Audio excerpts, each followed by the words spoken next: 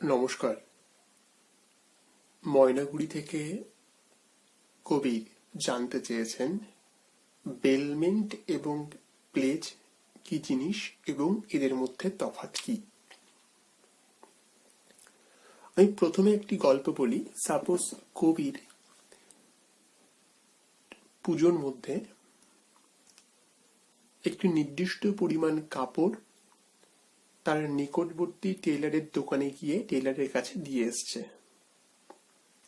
এবং দর্জিকে নির্দিষ্ট নির্দেশ দিয়েছে যে এই শার্টটি কিভাবে বানাতে হবে, এবং টেইলার জানিয়েছে যে কবির যেভাবে নির্দেশ দিল সেই অনুযায়ী দর্জি সেই শার্টটি বানাতে সক্ষম, তবে তার বিনিময়ে 350 টাকা সেই দর্জি নেবে।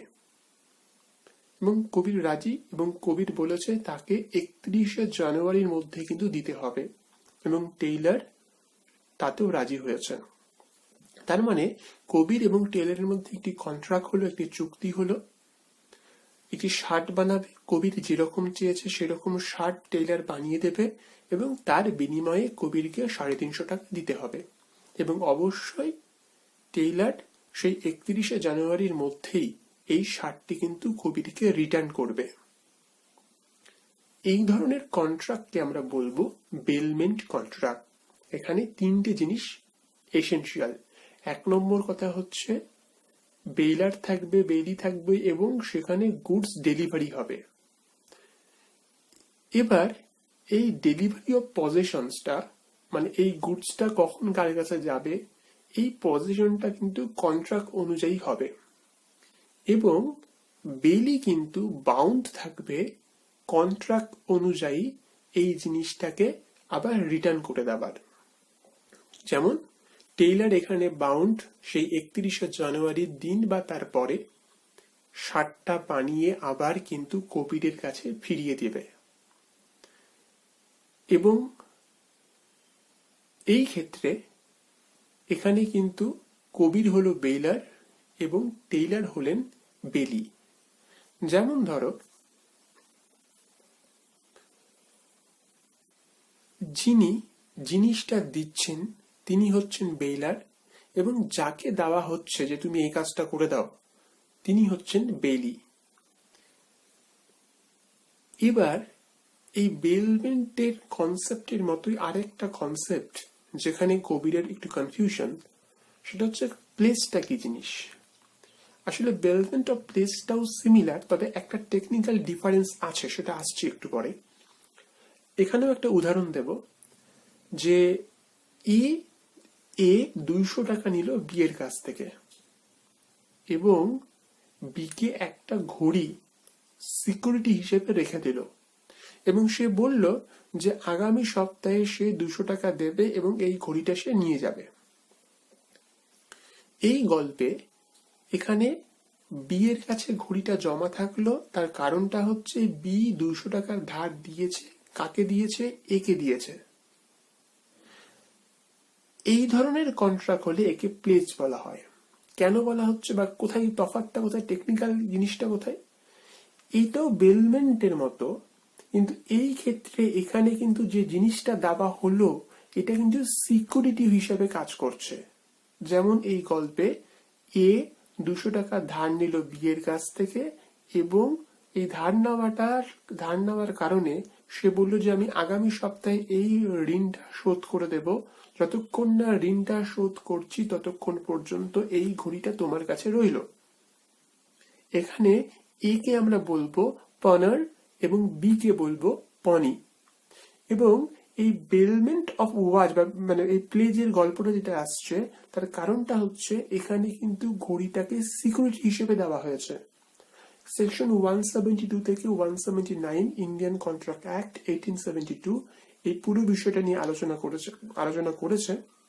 আমি তফাৎটা কি, বেলমেন্ট এবং প্লেজের মধ্যে তফাৎটা কি, প্রথম এবং টেকনিক্যাল যে তফাৎটা সেটা হচ্ছে প্লেজের ক্ষেত্রে কিন্তু সিকিউরিটি গুডসটা কিন্তু সিকিউরিটি হিসেবে ইউজ হচ্ছে, কিন্তু বেলমেন্টের ক্ষেত্রে এইটা নয়। আমরা দেখলাম বেলমেন্টের ক্ষেত্রে কবির শার্ট বানাতে দিল টেইলারের কাছে, টেইলার তার বদলে 350 টাকা নিল শার্টটা বানানো দেখেই কবির কিন্তু 350 টাকা দিল, এবং টেলার 350 টাকা নিল কারণ সে পরিশ্রম করেছে শার্টটা বানাতে তার কন্ট্রাক্ট অনুযায়ী। কিন্তু এখানে কিন্তু 200 টাকা ধার নিল এবং 200 টাকা সে ফিরিয়েও দেবে। যতক্ষণ না ফিরিয়ে দিচ্ছে ততক্ষণ পর্যন্ত কিন্তু বিয়ের কাছে তার একটা ঘড়ি জমা থাকলো। তাহলে এখানে এই ঘড়ি জমা রাখাটা হচ্ছে সিকিউরিটি হিসেবে রাখলো। দ্বিতীয় নম্বর যে তফাৎটা চোখে পড়ে সেটা হচ্ছে যে পনার রয়েছে, মানে এ কিন্তু তার সে যে টাকাটা ঋণ নিয়েছে সেই টাকাটা কিন্তু তাকে কিন্তু পে করতেই হবে। অন্যদিকে বেলমেন্টের ক্ষেত্রে বেলির রাইট হচ্ছে সে কিন্তু কেস করতে পারে, টাকা যদি না পারে, যদি সে 350 টাকা না পায় তাহলে কিন্তু কেস করতে পারে, অথবা সে জিনিসটা রেখে দিতে পারে, অথবা সে যে বানালো যে শার্টটা সেটা কিন্তু বিক্রিও করে দিতে পারে টেইলার মানে বেলি।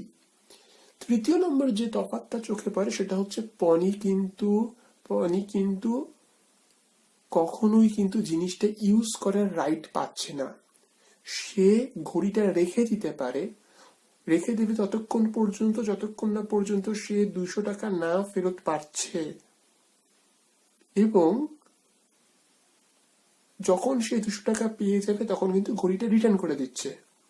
কিন্তু এর মানে এই নয় যে এই ঘড়িটা তাকে ব্যবহার করার অধিকার দিচ্ছে এ কিন্তু কখনোই বি কে অধিকার দিচ্ছে না যে তুমি এই ঘড়িটা ব্যবহার করো, তুমি এই ঘড়িটা রেখে দাও, এতটুকুই। কিন্তু এই ক্ষেত্রে বেলমেন্টের ক্ষেত্রে কন্ট্রাক্ট পেরিয়ে গেলে বা কন্ট্রাক্টের যে সময়সীমা ছিল যে 31 তারিখে কবির জিনিসটা নেবে টেলারের কাছ থেকে 350 টাকা দিয়ে, তৎসত্ত্বেও যদি কবির না নেয় 350 টাকা দিয়ে, যদি ওই 31শে জানুয়ারির দিন না আসে বা তারপরে না আসে, বা রিজনেবল টাইমের মধ্যে যদি কবির তার কন্ট্রাক্ট অনুযায়ী যদি পারফরমেন্স না করে, তাহলে কিন্তু বেলি মানে টেলারের কাছে কিন্তু রাইট জন্মে যাচ্ছে যে সে সেটা কিন্তু ইউজ করতে পারে। এই হচ্ছে প্লেজ এবং বেলমেন্টের মধ্যে তফাৎ। কালকেই হয়তো পরীক্ষা, খুব শর্টকাটে এটা বললাম, এবং বেলির কি রাইট রয়েছে, প্লেজের ক্ষেত্রেও কি রাইট ডিউটি কি রয়েছে, পনির এটা একটু দেখে নিতে হবে। এটা হয়তো প্রথম ইউটিউবে এরকম ভিডিও বাংলাতে ছাড়া হলো। Definitely I will try at my best level in English and Bengali. If you suggest me in